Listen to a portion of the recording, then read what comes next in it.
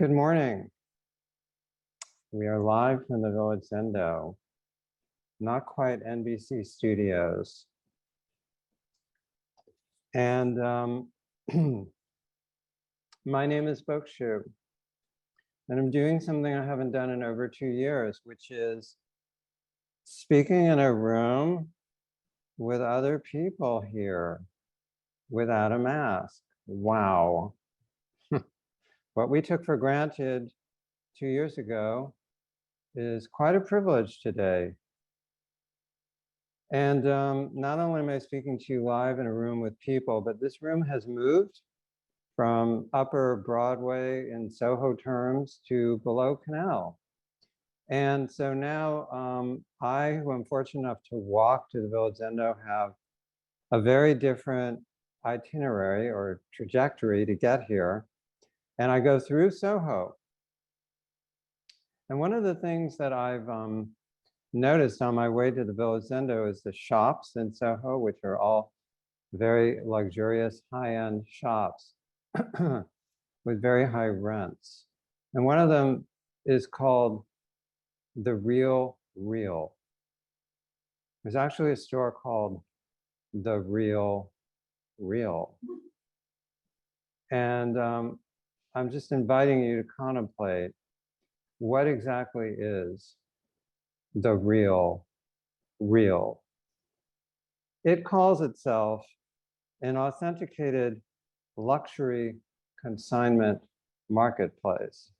So this is a place where you can get your gently used Vuitton, Gucci, Yves Saint Laurent, and so forth. If I were in an uncharitable mood, I might call it as a destination store for fashion victims, label queens, and wannabes. But I am not in an uncharitable mood, and I do not say that.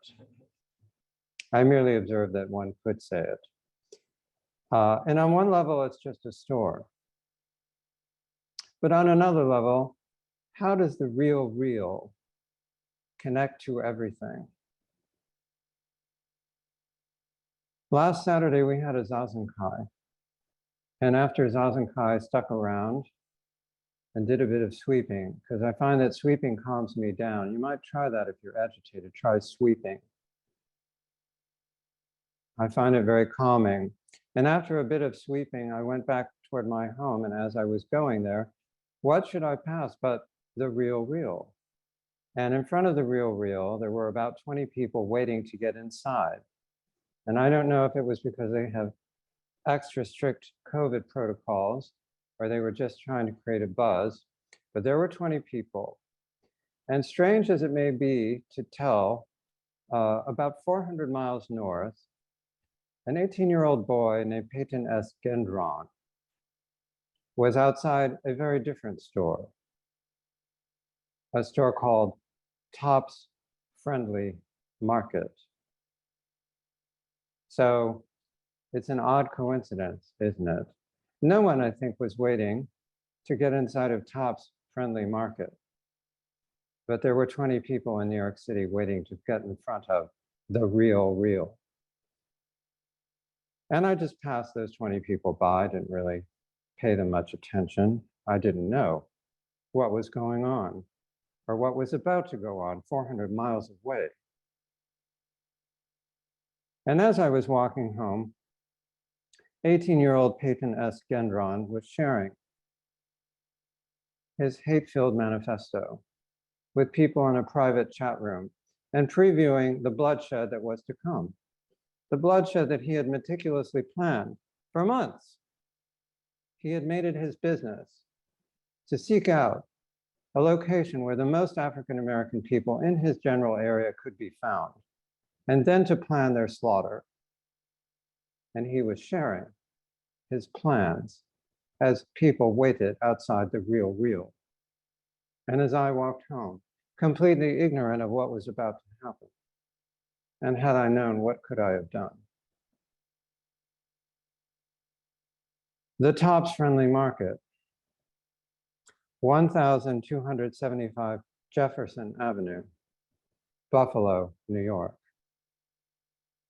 Thomas Jefferson was not there, but he was not entirely absent, since he owned hundreds of slaves at various times and fathered children by at least one of them, if not more. So it is uniquely appropriate that Tops Friendly Market, that particular Tops Friendly Market, was on Jefferson Avenue.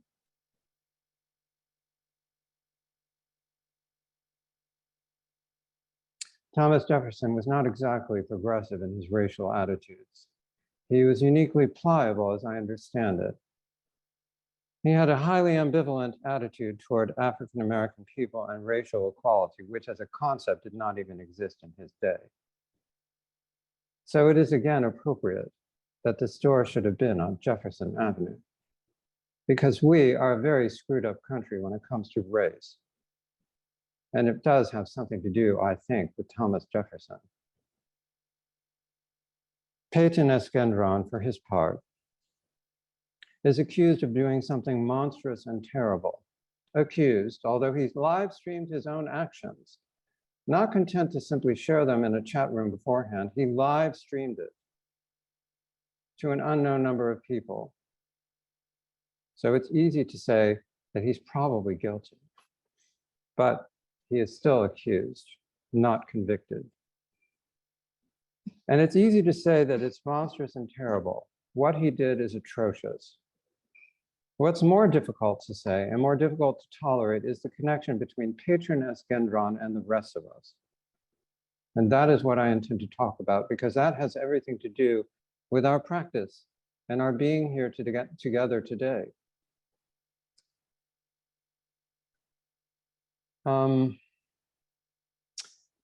The rationale for which Gendron committed his murders was the so-called Great Replacement theory. I don't need to get into the details of what that is. If you have to know, you can look it up on wherever, it's everywhere, on YouTube, Google, you name it. But that was just a smokescreen. There was a much deeper pattern at work for Peyton Esgendron, and that pattern is operative for all of us, I think. And the pattern is that those of us who are deeply dissatisfied, or even a little dissatisfied with our lives, would much prefer to blame others for their dissatisfaction than to acknowledge our own role in our own dissatisfaction, our responsibility in our own lives. For what we feel and what we do, we are responsible. Others are not. But it is very, very tempting to blame others for our own unhappiness and dissatisfaction. And that pattern has everything to do, of course, with what Peyton Esgendron did last Saturday. His ideology is irrelevant, really, to the mechanism that made him do what he did. And that mechanism, unfortunately, is present in all of us, to some degree. I don't think there's a person among us who hasn't blamed someone else for what they felt or what they did at some time in their lives. I know I've done it. So the sooner we get to know that we do this and that we have a choice about doing it, and that our practice has everything to do with our ability to make a choice of whether to do it or not, the better. And so what do we do when we don't like ourselves and want to blame others? Well, we have to find the right others. These others cannot be chosen at random. They have to be chosen to be very unlike ourselves, lest they remind us that we are implicated in our own unhappiness. They must be very different. They must be truly other. They must look different. They must live in a different place. They must be presumed to think differently and to act differently and to dress differently and perhaps even to eat differently and smell differently. Everything about them, to the extent possible, must be different so that we can be immunized from our own unhappiness with ourselves. And so Peyton Esgendron searched diligently for people who were far away and who did not look like him, and who he presumed did not think like him or act like him or deserve to be treated as an equal to him.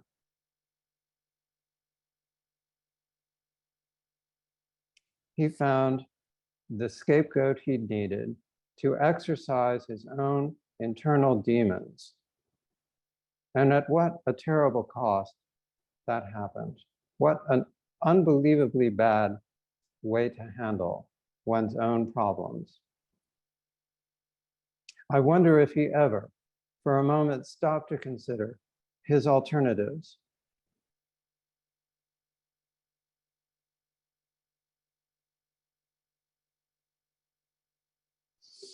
It's easy to demonize other people for our own problems.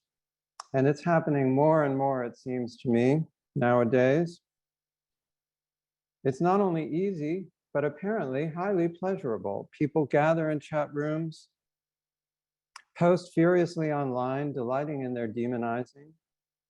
Media empires are built on it, and political careers, as I speak, are being made from it.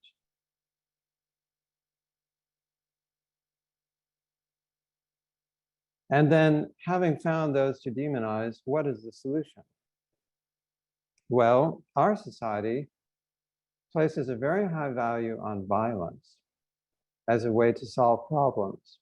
So, in shorthand, I've got a problem, you're responsible, you must pay, and physically, if at all possible, you must pay with your life for my problem. That's the equation. And that's what happened. And I dare to say, that's what will happen until people get a grip. And I find this pattern, as you might infer from the tone of my voice, to be quite disgusting. But I can't be too disgusted because unfortunately I have it in myself.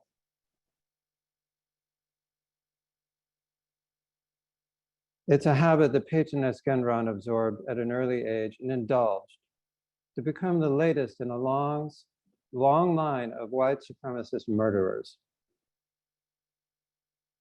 I am not going to demonize the demonizers, although perhaps I have. And as I did admit, it is quite pleasurable to demonize. But instead, I would like to use this awful thing that was done as a window into our own practice and what we can do individually and collectively to heal this broken world. When I look at Paetones Genron, I could say without much exaggeration that there, but for the grace of God, go I. Believe it or not, I, who sit here giving a Dharma talk, could have been the Paetones Genron of my day. And what do I mean by that?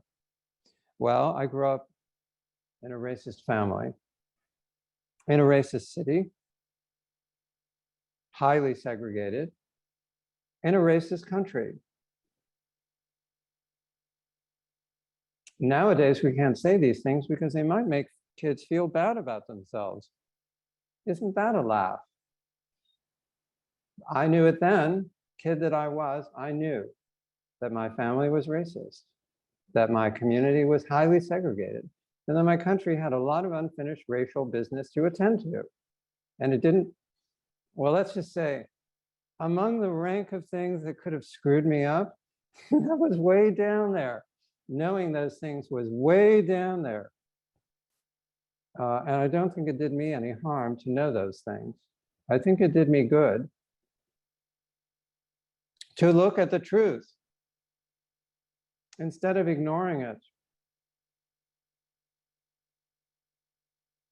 I was, like Paetones Genron, I presume, a very maladjusted kid. My parents fought constantly and bitterly, mostly over my father's serial infidelities. And I fought with them along with my older sister. I didn't have a lot of friends. And my parents had an active social life, but they never really taught me how to be with other people, how to talk to them, how to nurture relationships. I didn't learn those things in the household. There was too much fighting. That's what I learned. And in fact, if you look at our society, that's much more socially approved than nurturing healthy relationships. Can you imagine what it'd be like to go to school as a kid and to have a kid come up to you? I mean, I remember when I was growing up and I did something that displeased some other kid, the guy would come over to me and say, after school. That would be his challenge. I would have to fight him after school. That was the way they expressed it. What if he had come over to me and said, I would like to nurture a healthy relationship with you? Can you imagine an elementary school where that was what was happening? I think that would be interesting. But I digress. So I was very maladjusted, not a lot of friends, if any. And as a consequence, I was lonely and unhappy. And my parents sent me to a psychologist, didn't really help. I didn't understand what it was all about. I didn't get the concept. And maybe he just wasn't very good. But in any case, I had a lot of problems. And then, as if that weren't enough, there were the guns.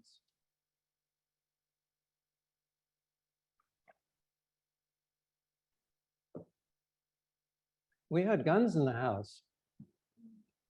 2 shotguns, 2 rifles, a pistol, real stuff, plenty of ammo. And guess what? They were all completely unsecured, completely available at the ready for anything to happen. Bear in mind, we were in a suburban household. I mean, we weren't out in the country where, you know, we were going after wild turkeys or whatever they do. We were in the suburbs and we had like 6 guns in the house,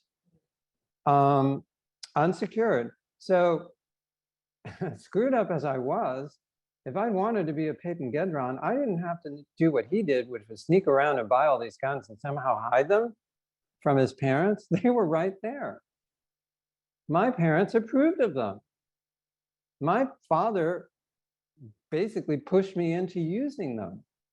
You know, we go skeet shooting. I was a miserable skeet shooter. He was terribly embarrassed. I never got it.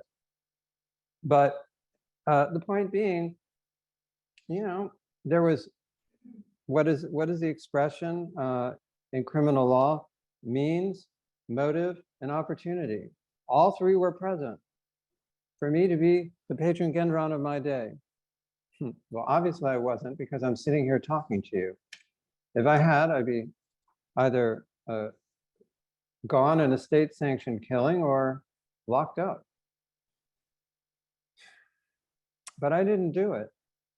I didn't go ahead and do it. I didn't even entertain the idea of doing it. It never occurred to me once that I can recall to touch any of those weapons and to do anything with them. But the problem is that there are plenty of places where that might not be the case. Plenty of dysfunctional kids growing up with lots of weapons around and no one to control them, just like me. So as I said, there but for the grace of God, young Tim Tucker might have gone. But I wasn't very interested in concocting elaborate schemes, plans and plots. Concealing things just didn't interest me. I didn't blame others for my problems other than my parents. I really was much more focused on my family as a source of my unhappiness. So I kept things much closer to home in terms of that. And that too could have led to mayhem. But I never even entertained the idea of harming my family. But they really might have considered putting those guns away somewhere. I mean, that was really crazy, having them sitting around waiting to be used. So fast forward to now. What about now? Now I realize there are 2 ways of dealing with my problems. The first would have been to blame others and to take it out on others. And I'm not saying I never do that. I mean, with words. I'm not saying I don't do that. But I understand that I'm responsible for my feelings. I'm responsible for my behavior. And that I have a choice to enact it or to refrain from enacting it. And what has taught me to refrain from enacting it to the small degree that I do that is zazen, is this practice that I can sit and see what's going on inside me and learn to tolerate it and not move a muscle. Sit and look.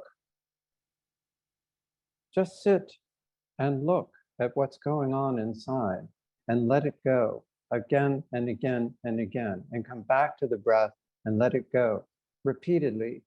This discipline that we are all practicing together, that we are all supporting each other together in practicing, is the way to heal the world. The way to stop people from enacting violence upon each other, verbally or physically, because they cannot tolerate what is inside themselves.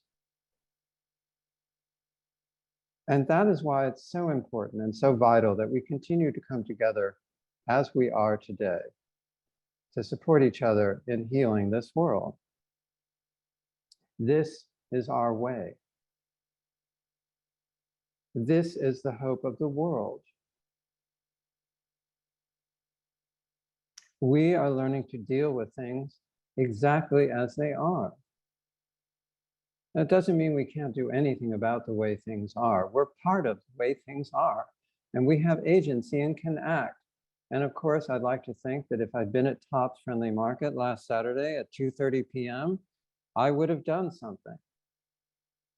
Said, look out, get down. He's got a gun. Or in the most heroic fantasy I can conjure up, I would have been standing by the doorway and I would have reached over and grabbed it from him. I don't think so. He's a lot bigger than me, but you know, we're entitled to fantasize about heroicism on our parts. So we can accept reality. We can accept that we're part of reality, that we are absolutely connected to reality and everything in it. And we can take appropriate action when the circumstances demand it. And when that happens, you'll know what to do. And you won't do it because it makes you a good person. You won't do it because it makes you a better person. You'll do it because it just needs to be done. It's what's right in front of you, and it's just what needs to be done at that moment, under those circumstances. You will simply know what needs to be done, and you'll do it. Like sweeping the floor. The floor was dirty. I couldn't resist sweeping it. So this is so important. This idea that people bring to this practice, that they are going to become better people, more peaceful, more cooperative, more harmonious, gentler, kinder. All of those are wonderful things, but we cannot engineer them in ourselves. We have to practice with who we are and what we have and see what comes from that without an agenda. Just sit and look, breathe, sit and look, and see what comes of it. I could never have predicted what would come of it for me. I actually didn't know why I was at the Village Zendo when I first came to it.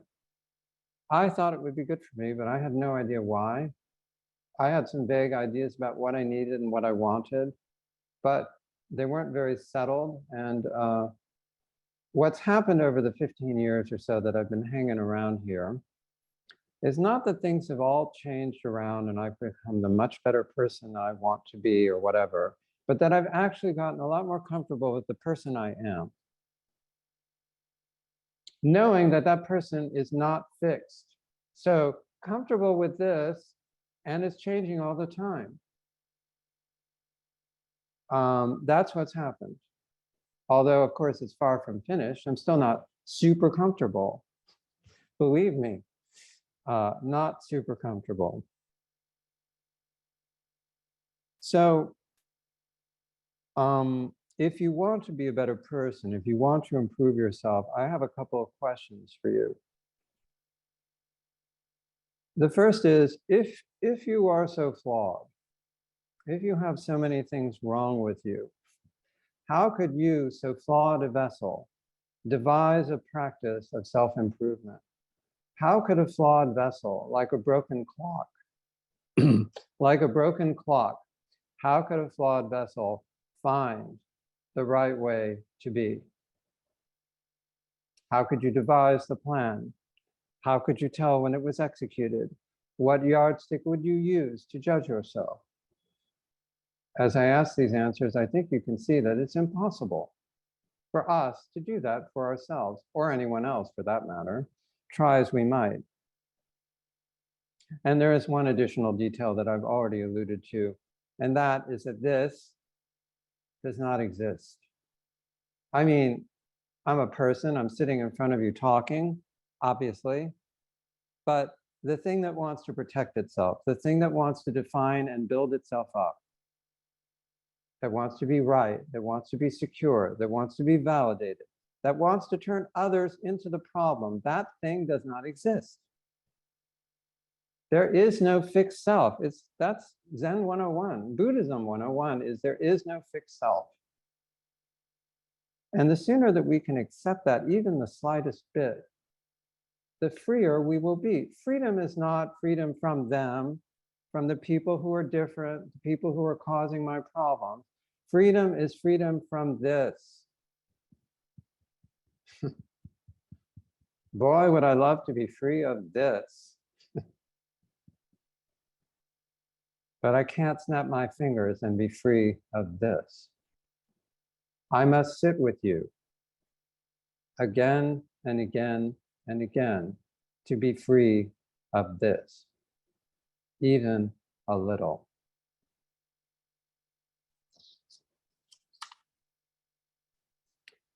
I would like to close by quoting Yasutani Hakun Roshi, a warmonger without whom we might quite possibly not be here today. And Yasutani Roshi wrote, ordinary people all have a deluded perception of a self standing against an other. This mental notion of self and other is only a product of deluded thought. It has no reality. Shakyamuni was the first to comprehend. He taught that no self is the actual state of things. That is Buddhism, the way of no self. When you hear about no self, don't become sad. Thanks to no self, the entire universe is self. The existence of anyone is that of the one self that has swallowed the universe. Yet, without knowing that we are this majestic self, we make ourselves small.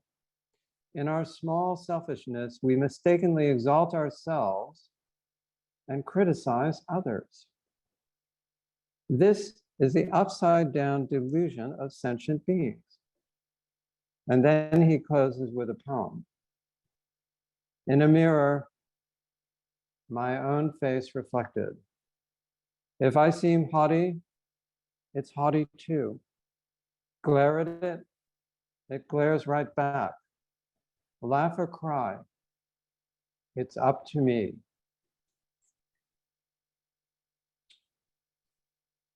Let's keep keeping it real, really real, and focusing on the self that doesn't exist so that it can finally disappear and heal this world. Thank you.